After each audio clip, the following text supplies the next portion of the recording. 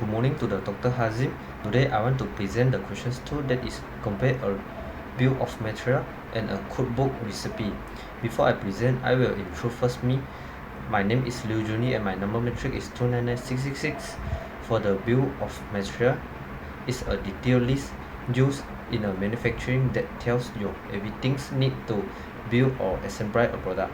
It includes all the material, part, and component along with the quantity required for each, and the names or barcode for each item. Sometimes the BOM even include information about the supplier or the cost of the items. You can think of a BOM like a factory shopping list. Before a company can build something like a smartphone, car, or televisions, it needs a clear plan that show what components are needed and in what amount. Without a BOM, it would be difficult to organize productions, track inventory, or ensure the product is built correctly. It helps companies plan, order, and manage material effective during the production process. Next, for the cookbook recipe, the cookbook recipe is working in a very similar way but in the kitchen. It is a set of instructions that tell you how to cook or bake something. The recipe lists all the ingredient needs, such as flour, sugar, egg or butter, and tell you the amount of each. It also provides step-by-step instructions on how to prepare the food. In many cases, it includes additional information like cooking times, temperature setting, and service side. Just like a BOM help guide the productions of a product in a factory, a recipe guides a person in making a dish properly. It's not just a list of ingredients, it also explains how to combine them and in what order to achieve the best result. Without the recipe, the final dish might not turn out right, just like a product might turn incorrect without a BOM. This slide is presenting a comparison between a bill of material that is BOM and cookbook recipe, helping to explain the concept of BOM in a simpler and more relatable way by using sometimes familiar cooking. A bill of material is primarily used in factory, manufacturing, and engineering setting. It contains a list of all the material, part, and quantity needed to build a specific product. The purpose of a BOM is to prepare all the required components necessary to assemble or manufacture a final product. Notably, a BOM usually does not include instructions. It simply provides the material and part. Its structures can be complex and multi-level, especially when sub-assemblies are involved. For example, the BOM for a bicycle would include components like tire, frame, seat, and pedals. In contrast, a cookbook recipe is used in kitchens, cooking class, and restaurants.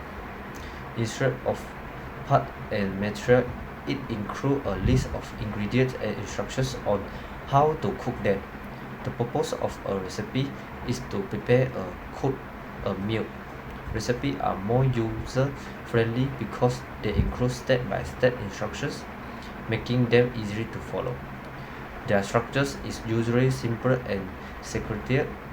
For example, a pancake recipe might list ingredients like flour, milk, egg, butter, and also include cooking steps such as mixing, heating, and flipping.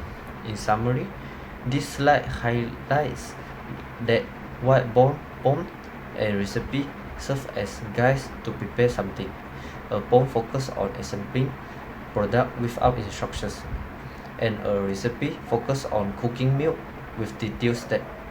This comparison is helpful for understand the functions of a BOM by relating it to everyday experience like cooking. There are 4 reasons for frequent MRP processing. So the first reason is the inventory level change. So sometimes stock is used up faster or slower than planned. So this can happen because of scrap, errors, and even theft. So for example, you think you have 100 units in stock, but due to the miscount, so you only have 60. if the MRP is not updated, so you might run out of the materials without warning. So the second reason is the supplier delays and or change. So supplier, they don't always to deliver on time. Sometimes lead time can change due to the transport delay or the supply chain issues. So for example, a supplier inform you their delivery will be 2 weeks late. So without updating the MRP, your production could be delayed too. So the third reason is the demand fluctuations. So the customer demand can change quickly, especially during the promotion or the seasonal spikes. So for example, they surge in orders for a product during holiday sales. So if the MRP is not updated, so you might not have enough raw materials to meet the demand. So the last reason is the production disruption. So the production does not always go as planned. The machine breakdowns or the labor shortage can slow things down. So for example, a key machine fails, stopping part of the line. If the MRP still assume that everything running smoothly, so it can lead to wrong plans or delays. An example of the MRP system that benefit from the frequent updates. So the first example is the JIT environment. So the JIT system keep the inventory levels very low to minimize the holding costs and the reduce waste. So the materials are ordered only when we need it based on the real-time production schedules.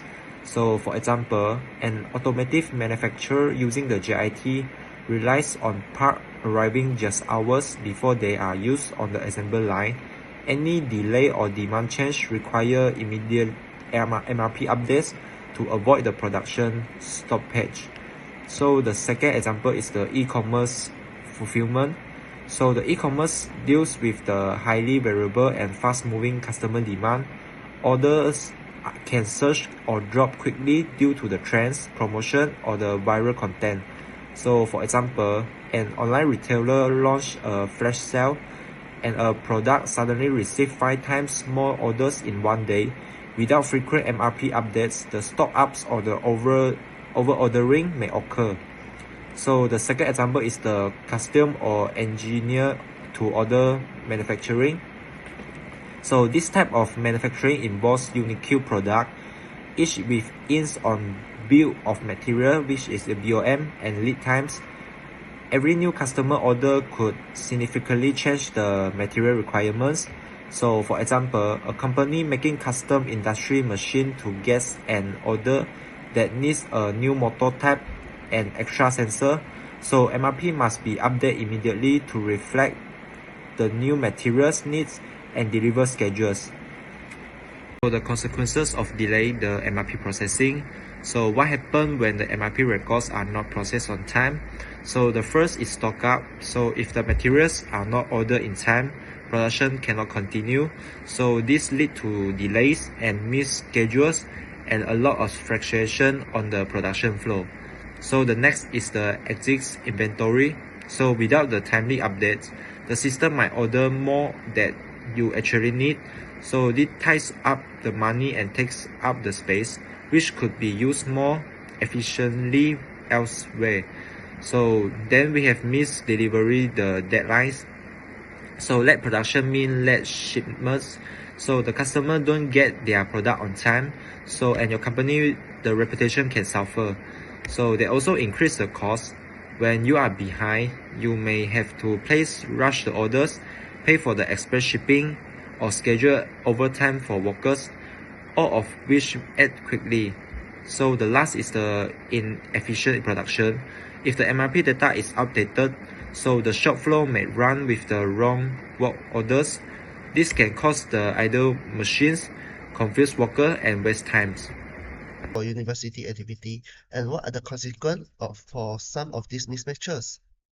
University today rely on digital information system to manage important activity such as class schedule, exam timetable, and attendance.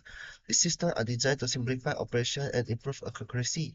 However, sometimes the information in the system does not match what is happening in real life, and this mismatch can lead to serious consequences. Let's take an example is student attendance error. Today, most of the university use automated systems such as QR code scanning to record attendance. When a student scans the code, the system automatically registers them as attend. However, this system doesn't always reflect what's really happening.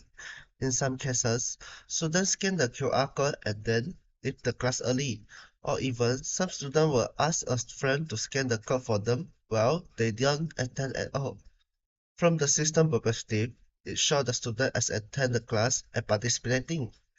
But in reality, the student is not in class, not listening and not learning. This creates a mismatch between information system view and physical reality.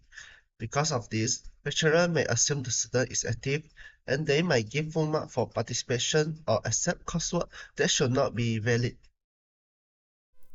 Let's for the second example, exam schedule error. From the information view, exam timetable are released through the student portal, showing the date, time, and room. However, changes are sometimes made at the last minute due to various reasons.